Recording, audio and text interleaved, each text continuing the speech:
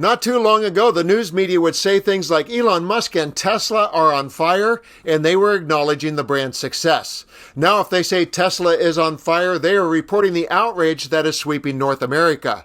And now Canada is lighting a fire under Musk Car Company with a damning allegation that is worthy of investigation, and I have the trending story for you next. Let's begin with a recap of the continued protest against Musk and by extension the Tesla car company. I've compiled two clips that show two very different points of view. First up, TMZ covers the destructive outrage, and then Chris Matthews of MSNBC covers it through the lens of peaceful activism and resistance. Hot times these days if you are a Tesla owner. Perilous times. Really, because the Tesla protests across the country are... And vandalism. Yeah, I mean, there are peaceful protests, and then there are these things happening because people are so upset about Elon Musk and his Doge mission. There's something really remarkable happening right now. I'm not sure people have really quite gotten their arms around this. We are seeing this organic bottom-up movement against Musk's signature company, Tesla. Some activists just put up a website with a simple message, right? Sell your Teslas, dump your stock. And then an entire Tesla takedown movement has sprung up in response. And they've got a map where all the protests are planned all across the country. It's been happening for about a month. This weekend alone, there are more than 100 protests planned at dealerships, Tesla dealerships across the country, from Brooklyn to Toledo, Dallas to Grand Rapids, Raleigh, dozens more. There are even, as you might see there, a handful planned in Canada and the UK. And I'm going to tell you something. I wager next weekend there will be even more, and the weekend after that more. Because this is growing every single day. And it's not Democratic leadership in Congress organizing the protests. It's just everyday folks who are fed up and want to make their voices heard. And it's having an insanely outsized effect. I mean, Tesla's sales are just cratering. The stock price has seen all of its post-election gains vanish. Musk's personal wealth has declined by more than $125 billion since the beginning of the year. That's because of this. By all accounts, this is not being funded by some big funder. It's a grassroots movement. Some people are organizing. They're putting up a website. And at any rate, it doesn't seem like those scare tactics are working. I would hazard they only make people want to protest more. Today, hundreds of veterans and their family members and loved ones rallied near Capitol Hill in protest of Musk's cuts to the federal government, many of which target veterans who worked at the government and have been fired or are serviced by the government directly. This is just the tip of the iceberg. It's taken a little while for people to sort of understand what they're seeing, because it's shocking and it's surreal, but it's just the beginning. I completely agree that we are at the beginning of a resistance movement, but I hope it takes a different form, and I'll share more about that in my wrap-up.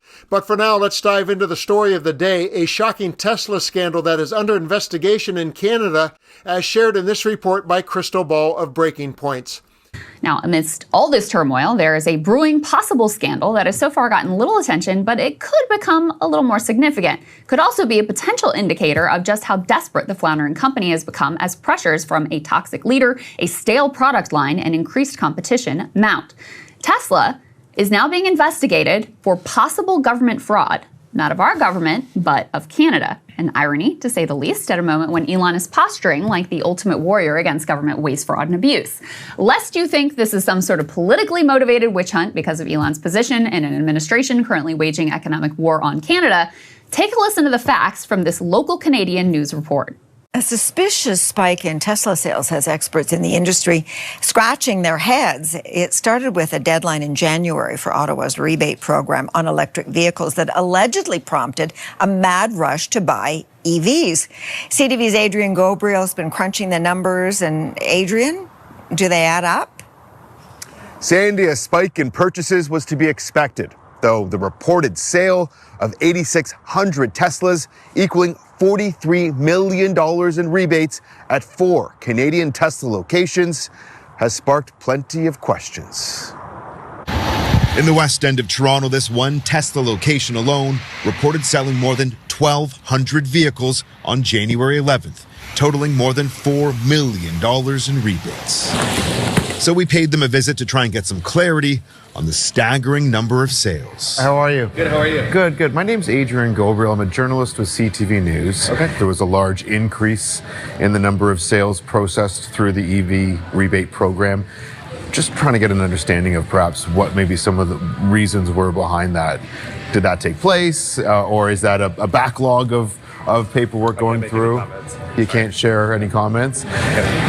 Is there any manager you think that might be able to? I am the manager. Our multiple emails to Tesla's headquarters have been met with silence. It defies logic that these corporate stores of Tesla and Tesla shareholders and Elon Musk would be able to sell 8,600 vehicles in a single weekend. There's something highly unusual about this.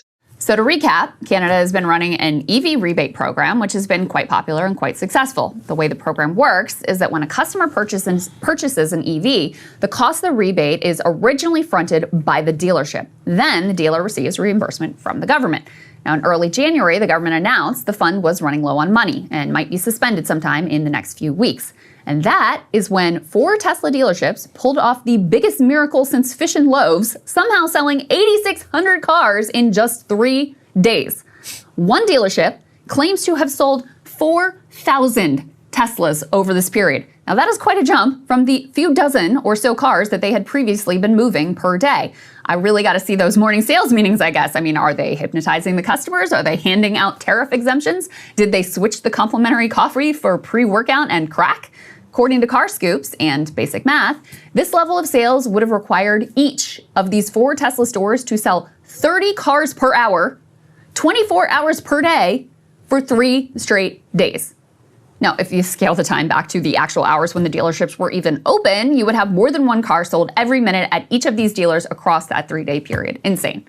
Now, as one government official told the Toronto Star, quote, Tesla did not sell those cars that weekend. Now, Tesla went on to claim $43 million in rebates, sucking up about half the remaining balance in the rebate fund, leaving other EV dealers holding the bag after they sold vehicles with the rebate priced in, expecting to get a refund from the government. When it rains, it pours, and it is pouring hard on Tesla right now, and we will continue to follow that investigation. As for the resistance against Musk being hyper-focused on Tesla, I really want to get your feedback on that. What do you think of the protest against dealers of the cars, the destruction of the cars, and the aggressive actions of intimidation against drivers that are being reported? Do you think this kind of protest is on target or misdirected? To that point, I want to share more from TMZ because they have an owner's perspective. But first, I have one more question for you. If not Tesla, is there another form of protest against Trump and Musk that we can all get behind? Something that would put a dent in their attack on our democracy? I'm Dan. Thank you for watching, and I look forward to your comments. You know, people really need to understand that, first off, Tesla owners, they are big enthusiasts of technology, sustainability, and their purchase decision isn't necessarily a reflection on how they may agree with all this stuff today. And people have purchased this 2-3 years.